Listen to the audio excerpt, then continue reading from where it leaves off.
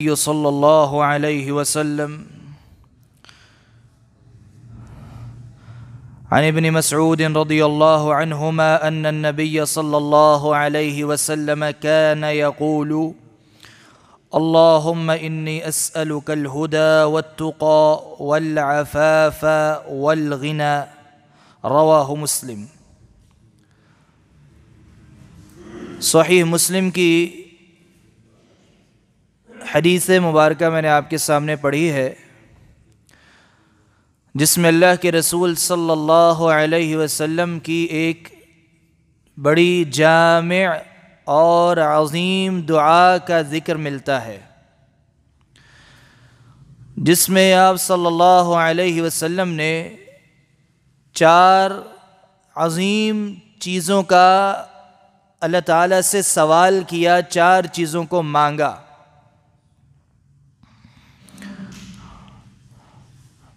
اور وہ ایسی 4 چیزیں ہیں کہ اگر ہمیں دنیا میں مل جائیں تو ہر اعتبار سے دنیا اور آخرت کے سعادت مند لوگ ہم بن جائیں گے، دنیا و آخرت کی سعادت حاصل کر لیں گے اگر وہ 4 چیزیں ہم پا لیں۔ اللہ کے نبی صلی اللہ علیہ وسلم دعا کیا کرتے تھے، اللہم اے اللہ، انی اسألک الہدی، بے شک میں تجھ سے سوال کرتا ہوں الہدی، ہدایت کا، والتقی، اور تقوی کا، والعفاف، اور پاک دامنی کا، والغنی، اور بے نیازی کا۔ یہ 4 چیزیں اللہ کے رسول صلی اللہ علیہ وسلم نے مانگی، ان کا سوال کیا۔ اسی سے یہ اندازہ لگایا جا سکتا ہے کہ یہ کوئی عام باتیں نہیں، کیونکہ یہ کون مانگ رہا ہے؟ اللہ کے رسول صلی اللہ علیہ وسلم۔ اب ان میں سے ایک ایک چیز کو ہم لیں گے اور سمجھیں گے کہ اس کا معنی اور مفہوم اور اس کی اہمیت کیا ہے۔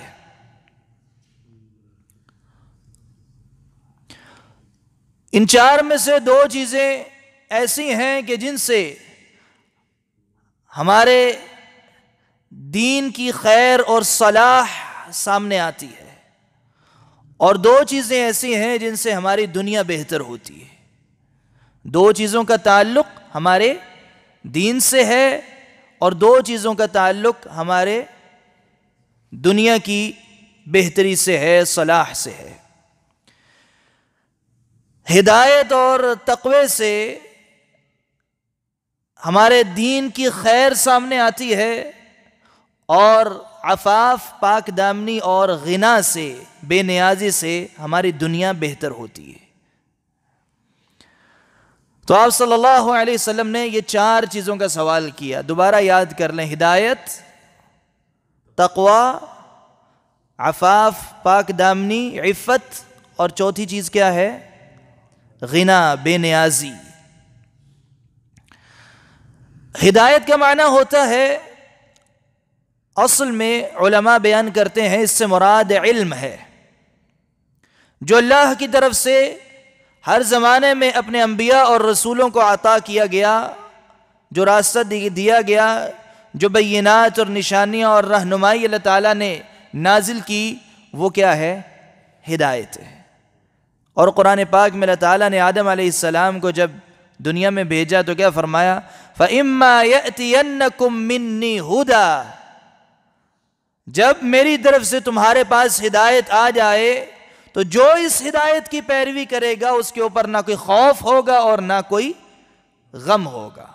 تو اللہ تعالیٰ نے انسان کو، یعنی آدم علیہ السلام کو، اس دنیا میں زمین پہ نازل کیا، بھیجا، اور ساتھ ہی کیا بھیج دیا؟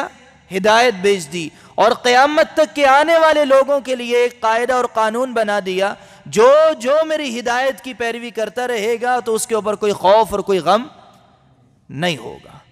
تو جو بھی علم، جو بھی رہنمائی وحی کے ذریعے اللہ تعالیٰ نے ہمارے اوپر نازل کی، وہ کیا ہے؟ ہدایت ہے۔ اور اسی کا سوال ہم ہر نماز میں سورۃ الفاتحہ پڑھتے ہوئے اللہ تعالیٰ سے کرتے ہیں، اہدنا الصراط المستقیم، یا اللہ ہمیں صراط مستقیم کی ہدایت عطا فرما۔ تو ہمارے لیے سب سے اہم ترین دعا دنیا میں وہ کیا ہے؟ ہدایت۔ تو ہدایت سے مراد کیا ہے؟ اللہ تعالیٰ کی طرف سے نازل کردہ علم، نفع بخش علم، جس کے اوپر ہم عمل کریں گے تو ہماری آخرت بہتر ہوگی۔ اور اسی علم کی دعا پھر اللہ کے رسول صلی اللہ علیہ وسلم نے بھی کی، اور قرآن پاک میں اللہ تعالیٰ نے ارشاد فرمایا وَقُلْ رَبِّ زِدْنِي عِلْمًا، اے میرے نبی کہو ربی زدنی علما، اے میرے رب میرے علم میں اضافہ فرما۔ تو یہ علم اور ہدایت ایک ہی بات ہے۔ ایک دعا میں کیا مانگا جا رہا ہے؟ اللہم انی اسألک الہدی، دوسری دعا کیا ہے؟ رب زدنی علما۔ تو ہدایت سے مراد کیا ہے؟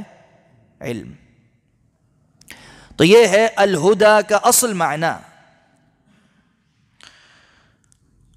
اس کے بعد دوسرا سوال کیا الہدی کے بعد، والتقی، اور تقوی کا سوال کرتا ہوں، تقوی مانگتا ہوں۔ تقوی کا معنی ہوتا ہے، اردو زبان میں ایک بڑا خوبصورت لفظ استعمال ہوتا ہے، پرہیزگاری۔ اور پرہیز کن کاموں سے کی جاتی ہے؟ وہ کام جو ہمارے لیے نقصان دہ ہوں۔ پرہیز کا معنی ہوتا ہے بچنا، اجتناب کرنا، دور رہنا، ہر اس کام سے جو ہمارے لیے فائدہ مند نہیں، کیا ہے؟ نقصان دہ ہے۔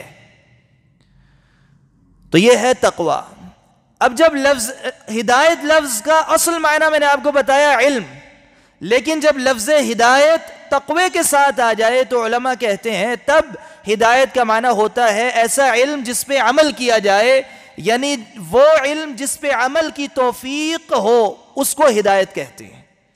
تو یہاں ہدایت سے مراد خالی علم نہیں ہوگا، بلکہ اس پہ عمل کی توفیق بھی یہاں شامل ہے۔ تو جب اللہ کے نبی صلی اللہ علیہ وسلم نے دعا کی اللہم انی اسألک الہدی والتقی، تو اس سے مراد ہے اے اللہ مجھے ہدایت دے علم پہ عمل کرنے کی، اے اللہ مجھے ہدایت دے علم پہ عمل کرنے کی۔ تو جو عمل کی توفیق ہے وہ مانگی جا رہی ہے کہ جو علم تو نے مجھے عطا کیا ہے اس پہ عمل کرنے کی توفیق عطا فرما۔ اسی توفیق کو یہاں کیا کہا گیا ہے؟ ہدایت۔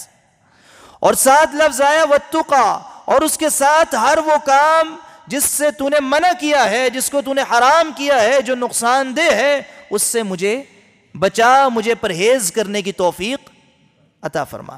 تو ہدایت میں عمل ہے، کام کا کرنا ہے، ہر وہ کام جو اللہ تعالیٰ کی اطاعت اور فرما برداری والا ہو۔ اور تقی میں، تقوی، اس میں کچھ کاموں سے بچنا ہے، ہر وہ کام جو اللہ تعالیٰ نے حرام کیا ہو، جس سے اللہ تعالیٰ نے منع کیا ہو، جو ہماری دنیا اور آخرت کے لیے نقصان دہ ہو۔ تو ہدایت کام کے کرنے کی توفیق، اور تقوی بچنے کی توفیق۔ سمجھ آگئی بات کی؟ اب بعض اوقات عام طور پہ اکیلا لفظ تقوی جب قرآن پاک میں آتا ہے، جہاں بھی آیا یا ایھا الناس اتقوا ربکم، قرآن پاک کی آیت ہے یا ایھا الناس، اے لوگو، اتقوا ربکم، تقوی اختیار کرو، ڈرو اپنے رب سے۔ تو خالی لفظ تقوی جہاں آئے گا تو اس سے مراد خالی بچنا نہیں ہوگا، بلکہ اس کے مراد ہوگا فرائض کی ادائیگی اور محرمات سے بچنا، حرام کاموں سے بچنا۔ لیکن بعض اوقات لفظ تقوی قرآن پاک میں ایمان کے ساتھ آیا ہے، تو وہاں تقوی صرف حرام سے بچنے تک کا معنی دے گا، کیونکہ نیک اعمال کے کرنے کا معنی ایمان کے لفظ میں پایا جائے گا۔ تو خالی جہاں لفظ تقوی آئے تو اس کا معنی وسیع ہو جائے گا، لیکن جہاں ایمان کے ساتھ لفظ تقوی آئے تو ایمان سے مراد نیک اعمال کرنا، اور تقوی سے مراد برائیوں سے بچنا۔ اسی طرح اس دعا میں بھی لفظ تقوی کس کے بعد آیا ہے؟ ہدایت کے بعد۔ تو ہدایت سے مراد نیک اعمال کرنا، اور تقوی سے مراد برائیوں سے بچنا. اب جب یہ دو کام ہو جائیں گے, بندہ اللہ تعالیٰ سے دعا کر رہا ہے اللہم انی اسألک الہدی, اے اللہ مجھے ہدایت دے, یعنی ہر وہ کام جو تجھے راضی کرنے والا ہو, ہر وہ کام جو تجھے پسند ہو, وہ کرنے کی توفیق دے.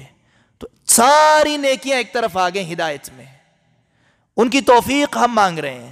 اور دوسری طرف جب تقوی کے سوال کر رہے ہیں تو یا اللہ ہر وہ کام جو تجھے ناراض کرے, جو تجھے ناپسند ہے, اس سے ہمیں بچنے کی توفیق دے, اس سے پرہیزگاری اختیار کرنے کی توفیق دے. تو جب ہم تقوی کے ذریعے برائیوں سے بچ جائیں گے اور ہدایت کی توفیق مانگ کے نیک اعمال کریں گے تو ہمارا دین مکمل ہو جائے گا کہ نہیں ہوگا, دین کی سعادت حاصل کر لیں گے. اس کے بعد تقوی میں پرہیزگاری صرف یہ نہیں ہے کہ برائیوں سے بچ جانا. پرہیز جو لفظ ہے نا, یہ بڑا باریک لفظ ہوتا ہے.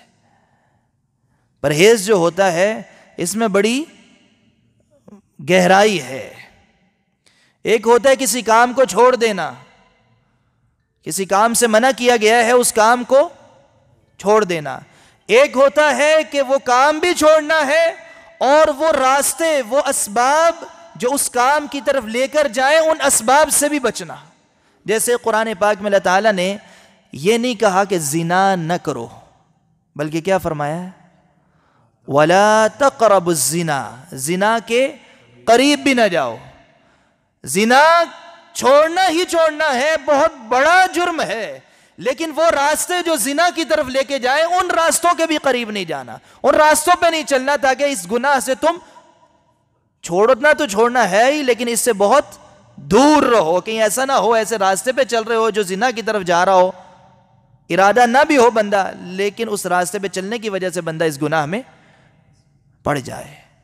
اسی لیے بڑے بڑے جو کام ہیں, بڑے بڑے جو گناہ ہیں, گناہ والے کام, اللہ تعالیٰ نے ان کے قریب جانے سے بھی منع کیا ہے. اس سے مراد یہ ہے کہ وہ کام تو چھوڑنے ہی چھوڑنے ہیں, لیکن ان کاموں کی طرف جو لے جانے والے اسباب اور راستے ہیں ان راستوں سے بھی دور رہو.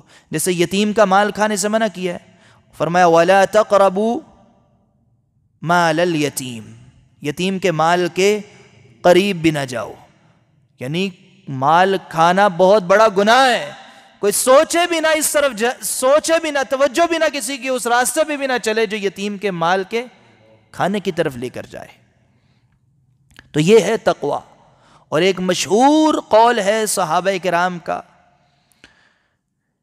تقوی کا معنی سمجھنے کے لیے کہ کس حد تک گناہوں سے بچنے کو تقوی کہتے ہیں, کہ اگر آپ ایسے راستے پہ چل رہے ہوں جہاں دائیں بائیں خاکدار جھاڑیاں ہوں, تو بندہ کیسے اپنے کپڑوں کو سمیٹ کے چلے گا کہ مجھے کوئی کانٹا وغیرہ, کوئی جھاڑی وغیرہ نہ چبھ جائے. دائیں بائیں سمیٹ کے اپنے آپ کو چلے گا کہ ذرا سا بھی مجھے کوئی چیز کپڑوں پہ نہ لگ جائے. اسی طرح بندہ پوری زندگی گزارے بہت زیادہ احتیاط کے ساتھ کہ میں کسی گناہ کے راستے پہ نہ پڑ جاؤں. اسے کیا کہتے ہیں؟ تقوی.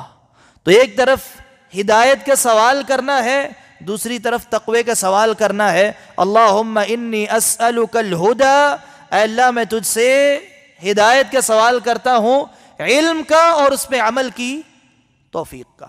اور دوسری طرف تقوی کا سوال کرتا ہوں کہ مجھے گناہوں سے بچنے کی توفیق عطا فرما, گناہوں سے دور رکھ. اس سے ایک اور بڑی بات سامنے آتی ہے کہ بندہ اگر کوئی نیکی کر رہا ہے اور گناہ سے بچ رہا ہے تو یہ کس کی توفیق ہے؟ اللہ تعالیٰ کی. یہ اللہ رب العزت کی توفیق ہے کہ بندہ نیکی کر رہا ہے, تو اس پہ شکر کس کا ادا کرنا ہے؟ اللہ تعالیٰ کا. تو نیکی کر کے بندہ اپنے آپ اپنے نفس کے اوپر کوئی فخر نہیں کر سکتا کہ میں بڑا نیک ہوں, بلکہ نیکی کرنے کا جب موقع ملے نیکی کرے تو اس کے بعد اللہ کا شکر ادا کرے, یا اللہ تو نے ہمیں نیکی کرنے کی توفیق عطا کی ہے. گناہ سے بچ رہا ہے تو جو گناہ کر رہا ہے اس کو اس انداز سے نہ دیکھے کہ میں تو بڑا نیک ہوں یہی بڑا گنہگار ہے، بلکہ اس کو جب منع کرے تو عاجزی انکساری سے منع کرے، اللہ کا شکر ادا کرتا ہے یا اللہ تو نے مجھے اس گناہ سے دور رکھا ہے، اللہ تعالیٰ سے دعا کرے یا اللہ اس کو بھی اس گناہ سے دور کر دے، جس طرح تو نے مجھے بچایا اس گناہ سے، اس کو بھی اس گناہ سے بچا۔ تو یہ دو بڑی اہم باتیں ہیں جن کا سوال کس نے کیا؟ اللہ کے رسول صلی اللہ علیہ وسلم نے۔ اب اندازہ لگا لیں کہ آپ صلی اللہ علیہ وسلم کیا ہدایت پہ نہیں تھے؟ ہدایت پہ تھے کہ نہیں تھے؟ اس کے باوجود بھی دعا کر رہے ہیں اللہم انی اسألک الہدی۔ جب پہلے ہدایت پہ تھے تو پھر مانگ کیوں رہے ہیں؟ یا پہلے ہی تقوی پہ تھے، متقی تھے نا اللہ کے نبی صلی اللہ علیہ وسلم؟ یا قرآن پاک میں بھی اللہ تعالیٰ حکم دیتا ہے یا ایھا النبی اتق اللہ، یا ایھا النبی، اے میرے نبی، اتق اللہ، کیا کرو؟ اللہ کا تقوی، اللہ کا ڈر رکھو۔ تو کیا پہلے نہیں ڈر رہے تھے؟ پہلے بھی ڈر رہے تھے۔ تو پھر سوال کرنے کا حکم کیا ہے؟ مطلب کیا ہے؟ یا اللہ تعالیٰ نے حکم دیا اللہ سے ڈرو، کیا مطلب ہے؟ کہ یہ تقوی جاری رکھو۔ اور جب سوال کرتا ہے بندہ یا اللہ پہلے بھی تو نے توفیق دیا ڈرنے کی، آئندہ بھی تو اس ڈر کے اوپر قائم رکھ، تقوی کے اوپر قائم رکھ، ہدایت کے اوپر قائم رکھ۔ اس لیے بار بار ہم سورۃ الفاتحہ میں کیا دعا کرتے ہیں؟ اہدنا الصراط المستقیم۔ پہلے سے جو صراط مستقیم پہ ہے وہ بھی دعا کر رہا ہے اہدنا الصراط المستقیم، یا اللہ صراط مستقیم پہ اگر رکھا ہے تو آئندہ بھی اسی پہ قائم اور دائم رکھ، کسی پہ ہمارا خاتمہ ہو۔ تو بار بار دعا کرنے کی بندے کو ضرورت رہتی ہے۔ دعا ایک نماز پڑھ رہے ہیں، آپ نماز پڑھ رہے ہیں، نماز کے آخر میں ایک دعا آتی ہے، نماز قائم کرنے والا بنا۔ کیا دعا ہے؟ رب اجعلنی مقیم الصلاۃ، یا اللہ مجھے نماز قائم کرنے والا بنا۔ حالانکہ بندہ نماز پڑھ رہا ہے، نماز کے باہر نہیں ہے، نماز پڑھ رہا ہے، حالت نماز میں ہی اللہ تعالیٰ سے دعا مانگ رہا ہے یا اللہ مجھے نماز پڑھنے کی، نماز قائم کرنے کی توفیق عطا فرما۔ تو جب کوئی نیکی کر بھی رہا ہو تو اس سے اللہ تعالیٰ سے دعا کرتے رہنا ضروری ہے، یا اللہ یہ نیکی کی تو نے توفیق دی، آئندہ بھی دیتا رہ، اسی پہ قائم رکھ، اسی پہ دوام عطا فرما۔ پھر تیسری اور چوتھی چیز کیا ہے؟ والعفاف والغنی۔ والعفاف والغنی، یہ دونوں باتیں بڑی اہم ہیں۔ عفاف، عفت، پاک دامنی، اس کا بڑا وسیع معنی ہے۔ ایک وسیع معنی تو یہ ہے کہ ہر وہ کام جو اللہ تعالیٰ نے حرام کیا ہے، بندہ اللہ تعالیٰ سے سوال کر رہا ہے اس سے مجھے پاک کر دے۔ جب بندہ کہتا ہے یا اللہ مجھے عفاف دے، میں تجھ سے عفاف کا، عفت کا سوال کرتا ہوں، تو کس چیز سے پاکی کا سوال کرتا ہوں؟ ہر وہ کام جو تو نے حرام کیا ہے۔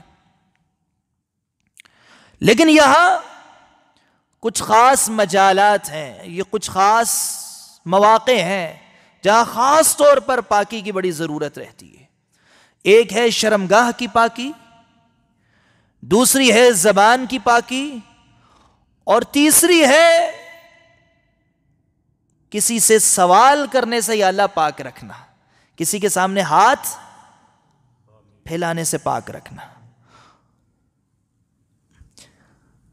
زبان کی پاکی بڑی اہم ہے۔ زبان کی پاکی کے بارے میں کتنی احادیث ملتی ہیں زبان کی حفاظت کے بارے میں، اور پھر زبان کے غلط استعمال سے اللہ کے رسول صلی اللہ علیہ وسلم نے بے شمار وعیدیں سنائی ہیں۔ دو چیزوں کی آپ نے فرمایا گارنٹی دے دو تو میں تمہیں کس چیز کی ضمانت دیتا ہوں؟ جنت کی۔ کون کون سی؟ زبان اور شرمگاہ۔ تو ان دونوں کا پاک ہونا بڑا ضروری ہے۔ اور اللہ کے نبی صلی اللہ علیہ وسلم نے فرمایا اور ایک بہت خوبصورت ادب سکھایا ہے، فرمایا من کان یؤمن باللہ والیوم الآخر فَلْيَقُلْ خَيْرًا أَوْ لِيَصْمُتْ. جو اللہ پہ ایمان لاتا ہے اور آخرت کے دن پہ ایمان لاتا ہے، فَلْيَقُلْ خَيْرًا أَوْ لِيَصْمُتْ، تو وہ کیا کرے؟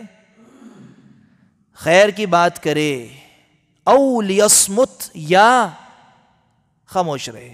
یعنی جب بھی زبان کو حرکت دے تو پہلے بندہ سوچے کہ میں کون سی بات کرنے لگا ہوں. اگر خیر کی بات کر سکتا ہے تو زبان کو حرکت دے، ورنہ بہتر ہے کہ خاموش رہے. تو زبان کی پاکی بڑی ضروری ہے. اور دوسرا کون سی؟ شرمگاہ. شرمگاہ کی پاکی. اللہ تعالیٰ نے قرآن پاک میں ارشاد فرمایا قُلْ لِلْمُؤْمِنِينَ يَغُضُّوا مِنْ أَبْصَارِهِمْ وَيَحْفَظُوا فُرُوجَهُمْ. مومنوں سے کہہ دو کہ وہ اپنی نظروں کی حفاظت کریں. يَغُضُّوا مِنْ أَبْصَارِهِمْ، اپنی نگاہوں کو نیچے رکھیں اور اپنی شرمگاہوں کی حفاظت کریں. تو یہ دو پاکیاں بڑی اہم ہیں. اور عام طور پہ بھی قرآن پاک میں لفظ عفاف مختلف صورتوں میں جو آیا ہے وہ کردار کے حوالے سے بہت زیادہ آیا ہے.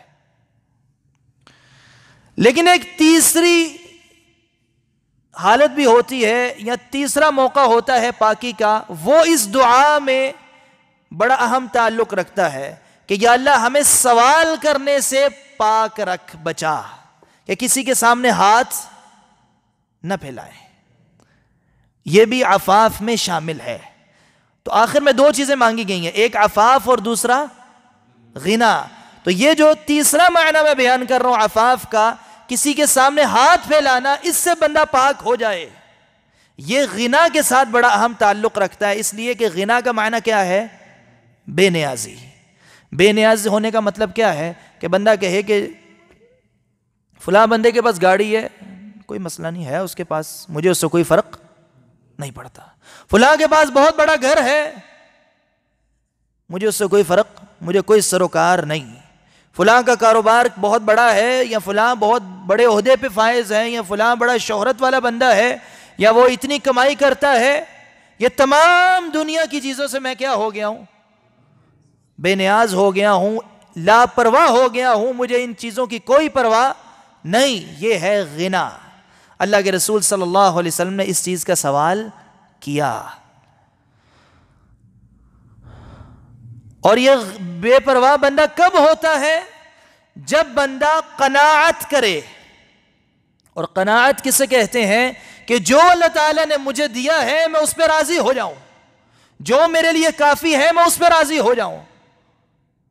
جب میں اپنے پاس جو کچھ ہے میرے پاس اس میں میں راضی ہو گیا، جو مجھے کفایت کر رہا ہے میں اس پہ راضی ہوں، تو اسے کیا کہتے ہیں؟ قناعت.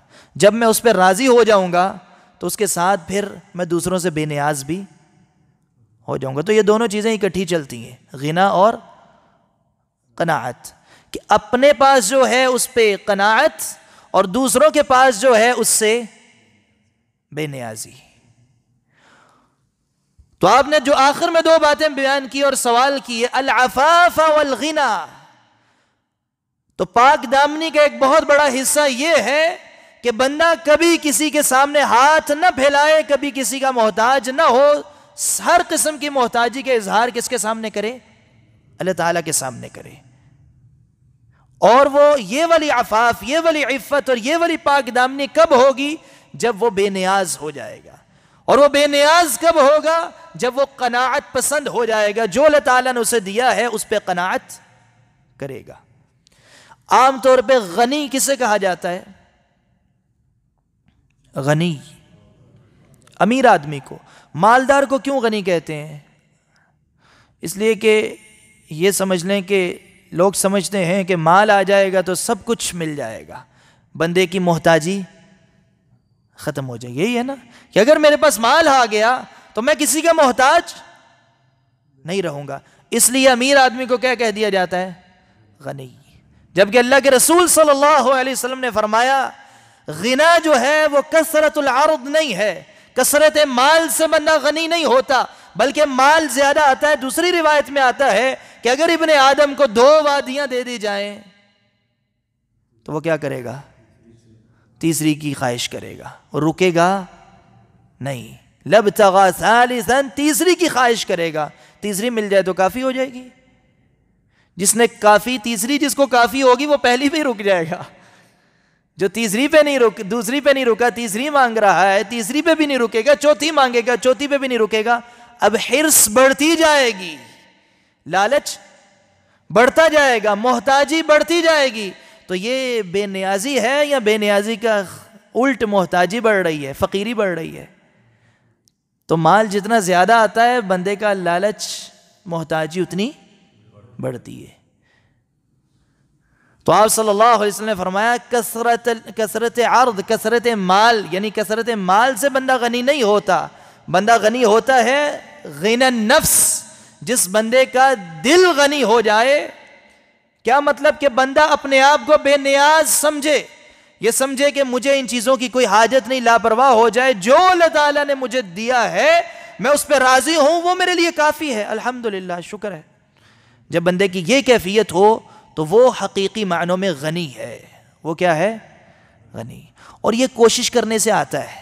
اس کے لیے بڑا صبر چاہیے، بڑی محنت کرنی پڑتی ہے، بڑا اجتہاد کرنا پڑتا ہے، کوشش کرنی پڑتی ہے. اس لیے کہ ہماری خواہشوں کی لسٹ بہت لمبی ہوتی ہے. ہم لوگ کیا کرتے ہیں کہ پہلے خواہشات بڑھاتے ہیں، پھر ان خواہشات کو پورا کرنے کے لیے محنت کرتے ہیں، پھر کمائی کرتے ہیں. کیوں؟ کیونکہ ہم نے یہ ساری خواہشیں پوری کرنی ہے. ہونا کیا چاہیے کہ میں کمائی کروں، محنت کروں، حلال طریقے سے کماؤں، جتنا میرے پاس آ گیا اس پہ راضی ہو جاؤں، چاہے زیادہ آئے چاہے کم آئے. یہی ہونا چاہیے نا. لیکن ہم ایسا نہیں کرتے. اور خواہشات ہم بڑھاتے کہاں سے ہیں؟ دوسروں کو دیکھ کے.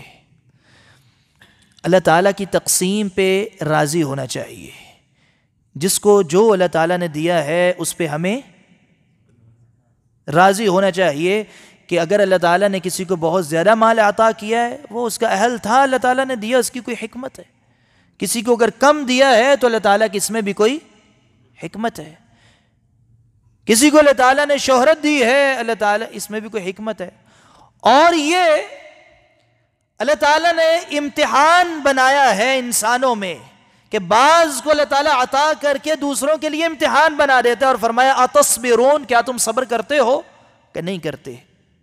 یہ تمہارا امتحان ہے کہ تمہارے سامنے سے ایک بہت مہنگی گاڑی گزرتی ہے اور ایک بندہ سائیکل پہ سوار ہے یا موٹر سائیکل پہ سوار ہے، تو وہ مہنگی گاڑی دیکھ کے صبر کرتا ہے کہ نہیں کرتا. یہ اس کے لیے کیا ہے؟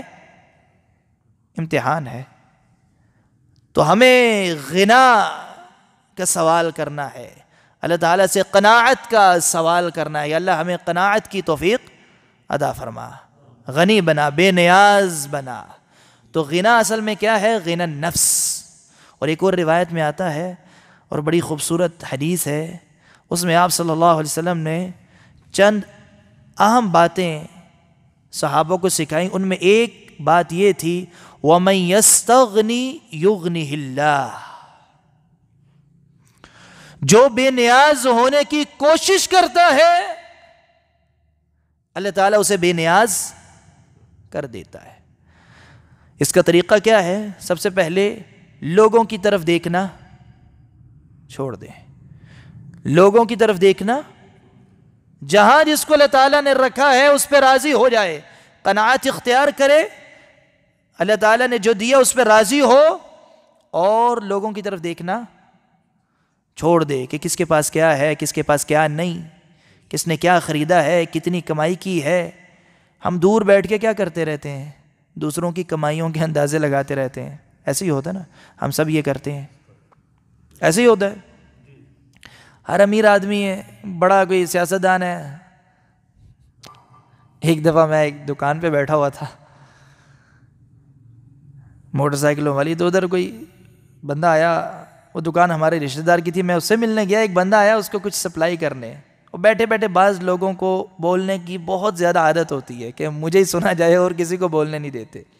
وہ شروع ہوا، بندہ بیٹھا ہوا بتانے لگا جی ایک سیاستدان کا نام لے کے، نام میں نہیں لوں گا، کہ فلاں سیاستدان اتنا کرپٹ ہے، اس کی یہ بھی زمین اس کی ہے، یہ بھی اس کی ہے، یہ بھی اس کی ہے، آپ موٹر وے پہ چلے جاؤ، دائیں سے لے کے بائیں تک اس کی ہے، وہ رائمنڈ تک اس کی ہے، ادھر سے ادھر اس کی ہے، وہ آدھا پاکستان اس نے اس کے کھاتے میں ڈال دیا، آدھا پنجاب۔ تو میں نے اسے بولا یار جس طرح تم زمین اس کی گنوا رہے ہیں، مجھے جو ڈر یہ لگنے لگ گیا ہمارا گھر بھی تو نہیں اس کا کہ اب نہ اسے کوئی پتہ ہے، نہ اس کے پاس کوئی ثبوت ہے، نہ پتہ نہیں کہاں سے کہانیاں اٹھا کے لے۔ اگر بندہ سوچے بھئی اگر ہے اس کی یا نہیں ہے تو میرا اس سے کیا تعلق ہے؟ میں اپنی زبان کو خام کا تھکا رہا ہوں اور پتہ نہیں اس میں کتنے جھوٹ بول رہا ہوں۔ تو اس قسم کی حرکتیں کرنے سے ہمیں محفوظ رہنا چاہیے۔ اور پھر دوسری چیز، آج نوجوانوں کے اندر بہت زیادہ ایک چیز پھیلائی جاتی ہے، یا اکثر موٹیویشنل سپیکر جو دنیا دار موٹیویشنل سپیکر ہیں، جو دنیاوی موٹیویشن دیتے ہیں، وہ ساری کی ساری مثالیں نوجوانوں کے سامنے ان لوگوں کی پیش کرتے ہیں جو دنیا کے امیر ترین لوگ ہیں، کہ فلاں بندہ اتنی محنت کی، آج اس کے پاس اتنے بلین ڈالر ہیں، اس نے یہ کمپنی کا مالک ہے، اتنے بلین ڈالر ہے، وہ جو امیزون کے مالک کے پاس اتنے ہیں، وہ دوسرا جو ہے نام نہیں بھول گیا مجھے، اس کے پاس اتنے ہیں۔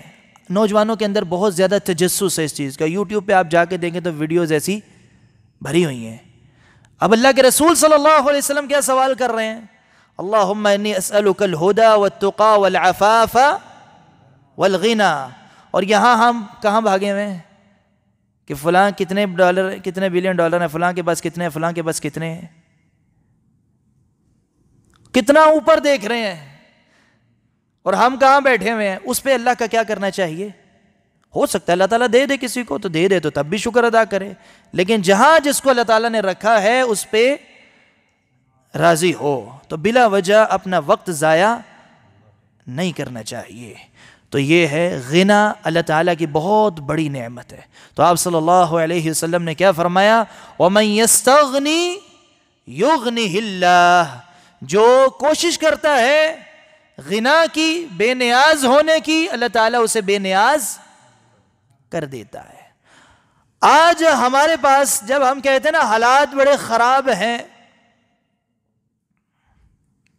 یہ جملہ کب سے سنتے آ رہے ہیں آپ؟ جب سے آپ پیدا ہوئے ہیں، تب سے کبھی یہ سنا ہے کہ حالات اچھے ہوئے ہیں؟ کسی نے کبھی یہ جملہ نہیں سنا ہوگا حالات اچھے ہوئے ہیں، ہمیشہ خراب ہی ہوئے ہیں، ٹھیک ہے؟ اور ہم امیدیں لگا لیتے ہیں اس کے حالات اچھے تھے، اس کے دور میں حالات اچھے تھے، وہ آئے گا تو صحیح ہوں گے۔ وہ جب دوسری باری آتا ہے تو پہلے جیسے وہ بھی نہیں ہوتا۔ ایسے ہی ہوتا ہے کہ نہیں ہوتا؟ وہ تیسری باری آئے گا یا چوتھی باری آئے گا تو تب ویسا وہ اپنے جیسا پہلے دور جیسا بھی نہیں ہوگا۔ حالات ہمیشہ یہی چلتا ہے، انسانوں میں حالات خراب ہی آئے ہیں۔ اصل مسئلہ حالات کا نہیں ہے، اصل مسئلہ کیا ہے کہ ہماری خواہشات بڑھتی جا رہی ہیں۔ آج سے 20-25 سال پہلے کتنے لوگوں کے پاس گاڑیاں ہوتی تھی، کتنے گھروں کے اندر اے سی ہوتے تھے، کتنے گھروں کے اندر ٹائلیں لگی ہوتی تھیں، ہاں؟ کتنے لوگوں کے گھر بیڈ روم، ڈرائنگ روم اور ڈائننگ ٹیبل والا کمرہ الگ، اور ہر بچے کا کمرہ الگ، اور ہر بچے کے پاس موبائل الگ۔ یہ کتنے لوگوں کے گھروں میں ہوتا تھا؟ یہ ہوتا تھا 25 سال پہلے کیا ہوتا تھا؟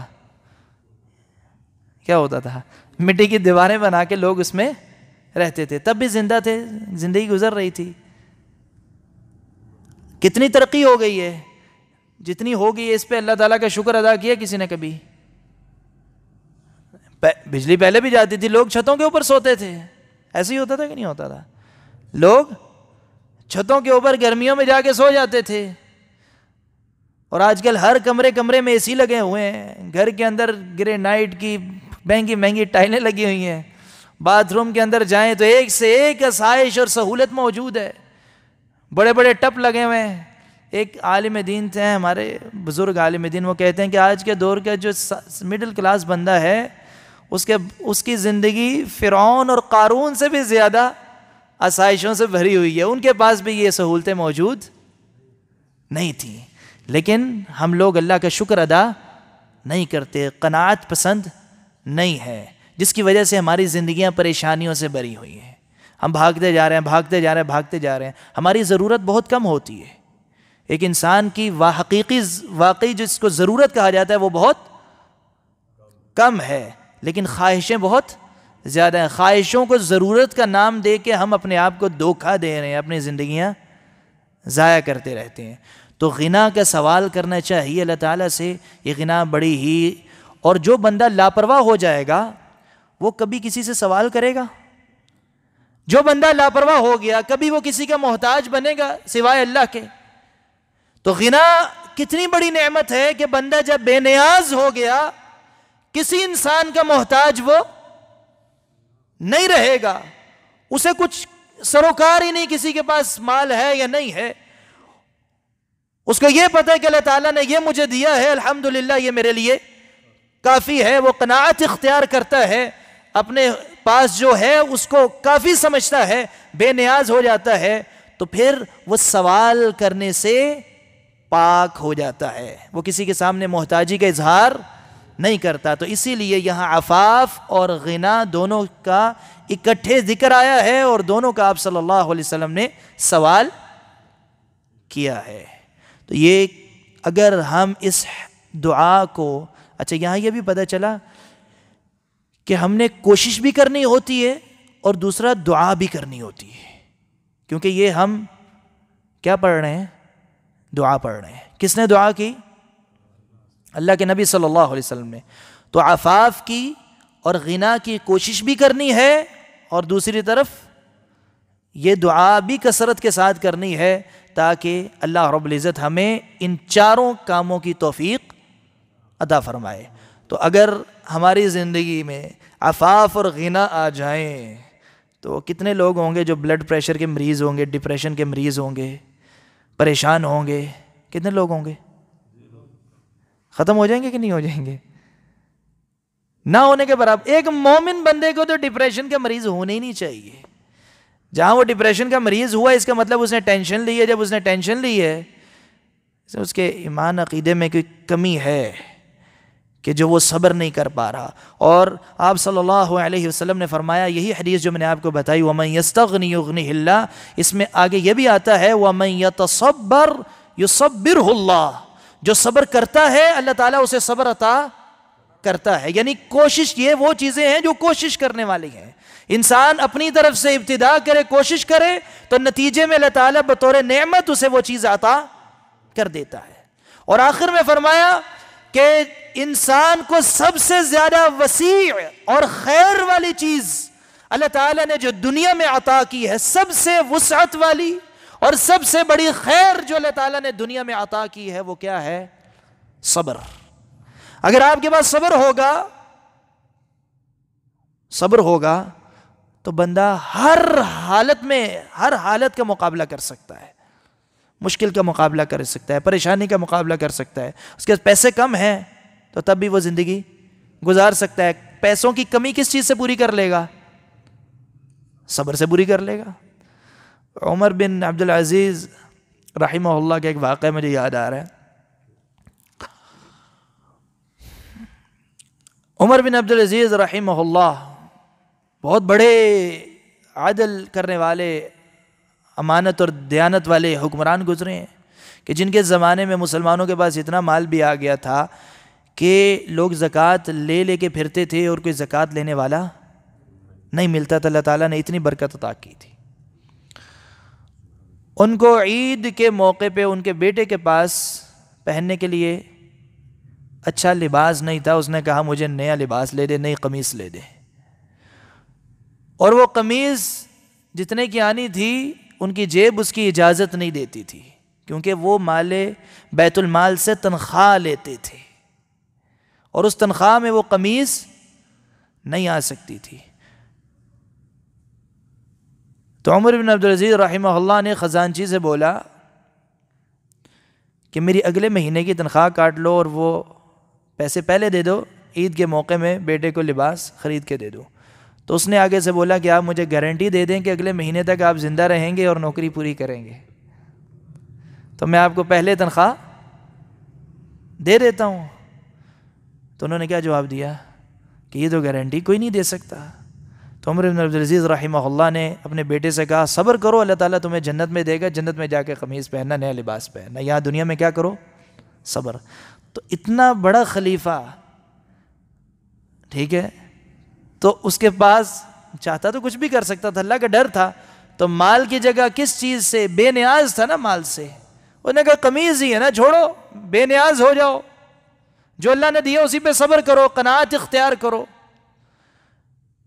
تو یہ ہے ان لوگوں کا راستہ جن کے ہم نام تو لیتے ہیں لیکن ہم ان راستوں کے اختیار کرنے کے لیے تیار نہیں۔ ابھی درس سن رہے ہیں سارے، ہر ایک کی بیوی کی، بچوں کی خواہشیں ہوں گی، پھر دوبارہ بھاگ دوڑ میں لگ جائیں گے، وہی پوری کرنے کے لیے لگ جائیں گے۔ تو اس کا طریقہ یہ اپنے آپ کو بھی بدلیں اور اپنے بیوی بچوں کو بھی بدلیں۔ اور ایک اور واقعہ سنا کے بات ختم کرتا ہوں۔ سالم ابن عبداللہ ابن عمر رضی اللہ عنہ کا واقعہ سنا ہوگا آپ نے، عبد الملک بن مروان کے زمانے میں، ان کا اس وقت کے بادشاہ امیر المؤمنین سے ملاقات ہو گئی کعبے کے اندر، اور اس کو بتایا گیا یہ حضرت عمر کا پوتا ہے۔ تو اس نے آ کے حال چال پوچھا، بڑی عزت افزائی کی حضرت عمر کی وجہ سے، اور کہنے لگا کہ کوئی میرے لائق خدمت ہو، کوئی ضرورت ہو۔ تو وہ کہنے لگے کہ میں اللہ کے گھر میں ہوں، اللہ تعالیٰ کو چھوڑ کے تمہارے سے مانگوں؟ اللہ کو چھوڑ کے میں تمہارے سے مانگوں؟ تو وہ خاموش ہو گیا۔ پھر وہ انتظار کرتا رہا کہ کب یہ باہر نکل کے آئیں گے۔ جب وہ باہر نکل کے آئے، اس نے آ کے دوبارہ پکڑ لیا کہ پہلے تو اندر تھے، اب کوئی بات، کوئی خدمت، کوئی چیز چاہیے اور ضرورت ہو مجھے بتاؤ۔ تو اس نے کہا کہ دنیا کی چیز تو میں نے اللہ تعالیٰ سے نہیں مانگی کبھی، دنیا کی چیز تو میں نے اللہ تعالیٰ سے نہیں مانگی، آخرت کا تم کچھ دے سکتے ہو تو دے دو۔ تو پھر دوبارہ وہ بے بس ہو گیا کہ میں آخرت کا کچھ نہیں دے سکتا۔ تو یہ ہے ذہنیت کہ ہم نے دنیا سے بے نیاز اپنے آپ کو کرنے کی جب کوشش کریں گے تو اس انداز سے بے نیاز کریں کہ دنیا کی کوئی چیز اللہ تعالیٰ سے نہ مانگے، جو ملی ہے اس پہ قناعت کریں۔ اور اسی لیے اللہ کے نبی صلی اللہ علیہ وسلم نے کبھی مال کی دعا کی ہے؟ کوئی ایک دعا آپ صلی اللہ علیہ وسلم نے کی ہے مال کی؟ کوئی یہ حتیٰ کہ آپ نے بیٹوں کا سوال نہیں کیا، آپ کا بیٹا کوئی نہیں تھا، جو ہوئے بچپن میں وفات پا گئے، آپ نے بیٹے کا بھی سوال نہیں کیا، بلکہ کیا سوال کیا؟ قرآن پاک میں اللہ تعالیٰ نے الٹا اپنے پیارے نبی صلی اللہ علیہ وسلم کو حکم دیا وَلَا تَمُدَّنَّ عَيْنَيْكَ إِلَى مَا مَتَّعْنَا بِهِ منہم زہرۃ الحیات الدنیا ازواجا منہم زہرۃ الحیات الدنیا، کہ میرے نبی کہ یہ دنیا کی جو بناوٹ ہے، خوبصورتیاں ہیں، یہ جو جوڑے ہیں دنیا کی زندگی کے، ان کے اوپر اپنی نگاہوں کو لمبا نہ کرو، ان کے اوپر دور دور تک اپنی نگاہیں نہ ڈالو۔ اور ایک اور آیت کریمہ میں فرمایا وَلَا يَغُرَّنَّكَ تَقَلُّبُ الَّذِينَ كَفَرُوا فی البلاد، ان کافروں کا ایک شہر سے، ایک ملک سے دوسرے ملک جانا، ایک شہر سے دوسرے شہر جانا آپ کو دھوکے میں نہ ڈال دے۔ آج کل ہوتا ہے نا، جس کے پاس 2-3 ملکوں کے ویزے لگے ہوں وہ بڑی شو مارتا ہے، بڑی ٹور شور مار کے گھومتا ہے، ایسے ہی ہے نا۔ اللہ تعالیٰ نے اپنے نبی کو کیا کہا وَلَا يَغُرَّنَّكَ تَقَلُّبُ الَّذِينَ كَفَرُوا فِي الْبِلَادِ، یہ دنیا کی زندگی متاع قلیل، یہ دنیا کا متاع ہے، تھوڑا سا ہے۔ پھر مأواہم جہنم، پھر کیا ہونا ہے، ان کا ٹھکانہ کہاں ہے؟ جہنم، اور وہ بہت برا ٹھکانہ ہے۔ تو دنیا کی کوئی چیز ایسی نہیں کہ آپ کسی کے پاس دیکھیں اور اس سے متاثر ہوں، ہر چیز سے اپنے آپ کو کیا کرنا ہے؟ کیا کرنا ہے؟ بے نیاز کر لینا ہے۔ تو جب آپ بے نیاز کر لیں گے، آپ دیکھیں آپ کی زندگی کی ساری ٹینشنیں ختم ہو جائیں گی، آپ بڑا اطمینان اور سکون محسوس کریں گے۔ تو اللہ تعالیٰ سے یہ کثرت سے دعا کریں اور یہ 4 باتوں کو حاصل کرنے کی کوشش کرنی ہے۔ اللہ تعالیٰ سے دعا اللہ تعالیٰ مجھے اور آپ کو، ہم سب کو عمل کی توفیق عطا فرمائے۔ وصلی اللہ علی نبینا محمد وعلی آلہ وصحبہ اجمعین۔